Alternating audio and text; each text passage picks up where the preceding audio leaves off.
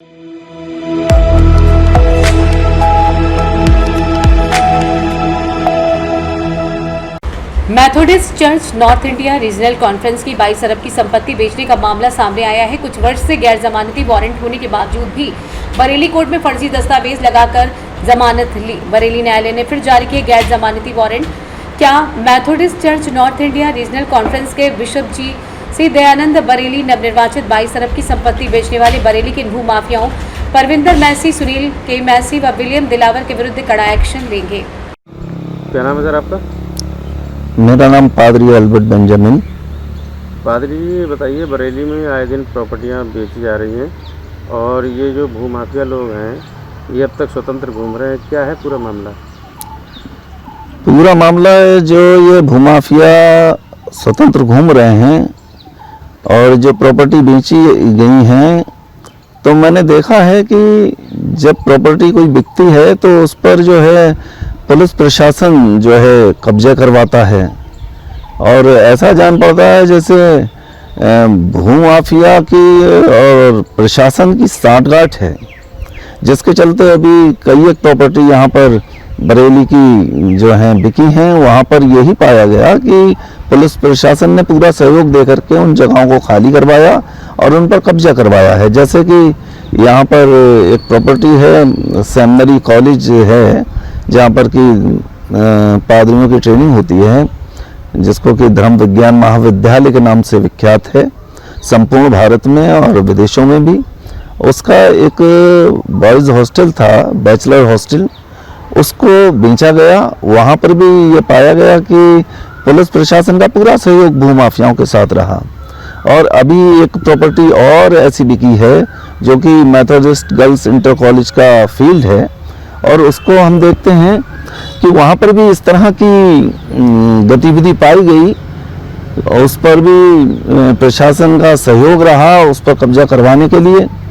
अभी जैसा कि आपने पूछा कि ये किस तरह से चल रहा है, तो मैं आपको एक बात बता दूं साफ कि किसी को भी ये प्रॉपर्टी बेचने या खरीदने का अधिकार नहीं।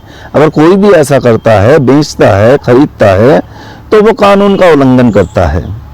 बिल्कुल एक तरह से ये समझिए कि ये प्रॉपर्टी जो भी बेच रहा है, अगर वो ये कहता है कि मेरे पास पावर ऑफ अटॉर्नी है, तो वो सफेद झूठ बोल रहा है क्योंकि उसके पास पावर ऑफ अटॉर्नी हो ही नहीं सकती। सिर्फ यहाँ पर इसकी जो पावर ऑफ अटॉर्नी है वो अमेरिका में एक संस्था है, ग्लोबल मिनिस्ट्री, उसके पास इसकी पावर ऑफ अटॉर्नी है। मैथोडिस्ट चर्च को ये प्रॉपर्टी सिर्फ कार्य करने के लिए दी गई है, बेचने के लिए नहीं।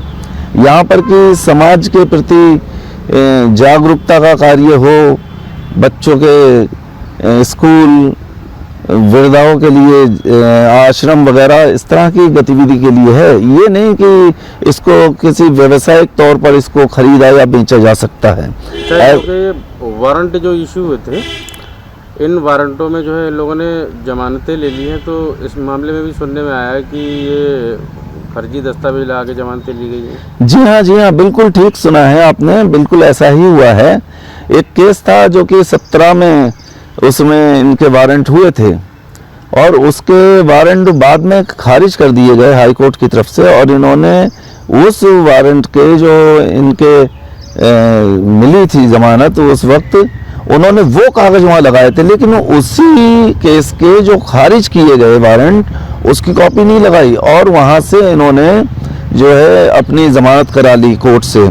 कोर्ट के साथ झूठ करके, उसको झूठ बोल करके, उसके साथ कोर्ट के साथ फरेब करके वहाँ से जमानत करा ली। अभी हाल ही में पूछा गया तो एक कागज लगाया है कोर्ट में, जवाब दिया इन भूमाफियाओं ने कि हमने कोई कागज नहीं लगाया जमानत के वक्त।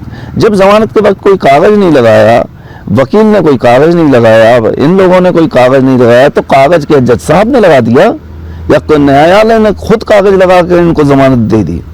कहाँ से आ गए वो कागज? ये भी फरेब है। अभी हाल ही में एक कागज और सामने आया है जिसको कि दिखाया गया, एक प्रिंसिपल साहब हैं जो कि किसी वक्त बोर्ड ऑफ मिनिस्ट्री के चेयरमैन थे, पादरी एच.बी. राम साहब, उनका एक लेटर लगाया ये कहते हुए कि साहब हम तो निर्दोष हैं। कोर्ट में ये लेटर लगाया गया और बाद में पता चला कि वो लेटर भी बहुत समय पहले 23 में ही उन्होंने वापस ले लिया था, क्योंकि कंप्लेंट आ गई थी कि पादरी सुनील मसीह ने ज़मीनें बेची हैं, इसलिए उनको इलेक्शन में खड़े होने की बिशप की सीट के लिए कोई इजाज़त न दी जाए। और उन्होंने ऐसा किया कि वो कागज़ कोर्ट में लगाया कि ये इस तरह से साबित हो जाए कि हम बेगुनाह हैं, जबकि ऑलरेडी वहाँ पे कोर्ट के साथ फोर्जरी करते हुए इन्होंने काफ़ी सारे उल्टे सीधे कागज़ लगा करके वहाँ से ज़मानत ले ली। अब उसके कहते हैं कि वो कागज़ हमने नहीं लगाए हैं, उसका आदेश आने वाला है।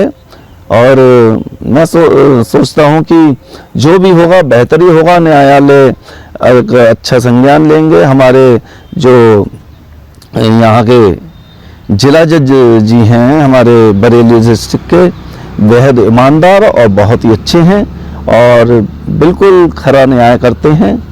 और यही कहूँगा कि खुदा उनको बरकत दे कि जिस तरह से वो न्याय कर रहे हैं बिना किसी उसके, बिल्कुल सच्चाई। बरेली से सी न्यूज़ संवाददाता अनूप कुमार की रिपोर्ट।